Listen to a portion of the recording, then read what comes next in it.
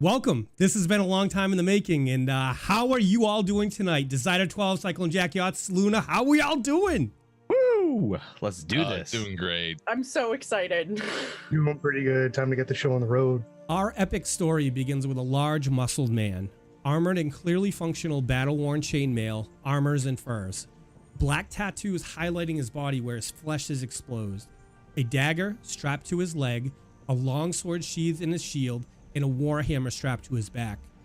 He stands there with a comfortable and calm warrior's ease at the tree line on the southeast side of Sandpoint. The man appears to be cautiously observing the town, watching the commotion and bustle as it appears the town is preparing for some large event. The calls and clamor from the town echoing out to the tree line clearly in this warrior's ears. Children run to and fro in obvious excitement, as well as vendors setting up their stalls to sell everything from food to colored silks. Almost reluctant about approaching, he watches for many minutes, getting a layout of the town in his mind. A look of determination crosses his face. It's clear he's made a decision. Come along with us and let's see what that decision is and what chain of events it may set into motion. We are now in the docks of Sandpoint at the southwest tip of town, the smell of fish and tar prevalent in the air, highlighting the ever-present scent of the sea. You hear the call of deckhands all around and the bustle of activity as ships are preparing to leave, as well as getting ready to dock in port. An excited, well-dressed halfling walks down the gangplank of the ship to the docks, a mischievous smile widening on her face as she looks around in wonder. She checks to make sure nothing was forgotten in her travels and that a rapier is by her side and her crossbow is slung around her back, concealed by a red cape. As she wonders where to begin, she hears a loud, authoritative voice shouting, "Move along, everyone, quickly, people. The festival is starting soon, and we need to clear the docks. Make your way into the city, safely but swiftly."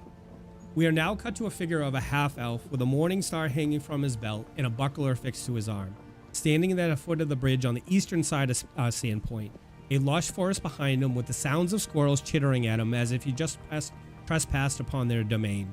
A long wooden bridge stretches out in front of him towards the city. The bridge spans a small inlet which leads into the town. The smell of the sea fills your nostrils and is a sharp contrast to the smell of the damp earth combined with old fallen leaves of the forest. The figure, clothed in cleric's vestments, appears to ponder something profound. A look of slight confusion crosses his face, but he spots something that puts a look of surety on his face and determination. As we watch, he takes out a holy symbol, mumbles a word, what appears to be a prayer, and gathers his things up. Our eyes alight on a wagon.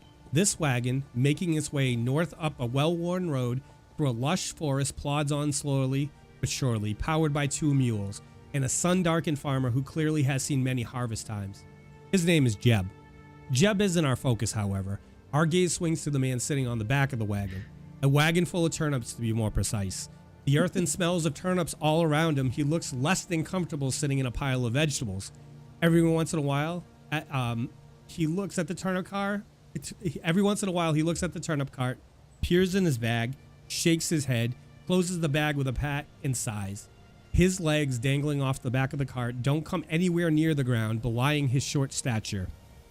As the cart breaks free of the woods, the town of Sandpoint opens in front of them, and the farmer yells back to the man, "Well, friend, this looks to be your stop. Just cross over that bridge there and head into the town. Thank you for traveling with this old man, keeping him company during the trip. If you're ever back in Magmar, make sure to stop by and say hi." As the man jumps down from the back of the cart, his feet get caught up in his robes and he almost stumbles. However, he catches himself before he sprawls out in the dirt. As he stands back up, he straightens out the many pouches that hang from his belt, adjusts his robes. He looks around, takes in surroundings, takes a deep breath. "Children of Desna, new and old friends of Sandpoint, I'll keep this short as I can see you're excited for the festivities to begin. Tonight begins a new chapter in the long novel that is Sandpoint. Please join me at dusk to help consecrate our new cathedral. May the blessing of Desna be upon you, my friends. I declare the Swallowtail Festival underway." Dan goes, "That's it. That's it. Fight. That fight's over. Fight's over. Rogath has won. We had a good showing from our new friend here, Gunnar, but Rogath won. He definitely won." So, as you step back, he hands you his hand and he says, "Well fought, sir," and offers his hand to you. I drop my rage instantly, and I shake his hand before stepping over to my gear and shaking my head. Okay. To your room, then, Sly One. I don't have a room. No, the other Sly One. Oh. She's the shy one. Yeah, she's the shy one. He's the sly one. Right. You're the one with the false god. It's upstairs. A sharp retort, like the crack of distant thunder, slices through the excited crowd as the setting sun's rays paint the western sky. A stray dog that has crawled under a nearby wagon asleep starts awake, and the buzz of 24 conversations quickly hush as all heads turn toward the central podium, where a beaming Father Xantus has taken the stage. He clears his throat, takes a breath, and begins to speak. And suddenly, a woman's scream slices through the air. A few moments later, another scream rises, then another. Beyond them, a sudden surge of strange new voices rises, high-pitched, tittering shrieks that sound not quite human. The crowd parts and something low to the ground races by, giggling with disturbing glee.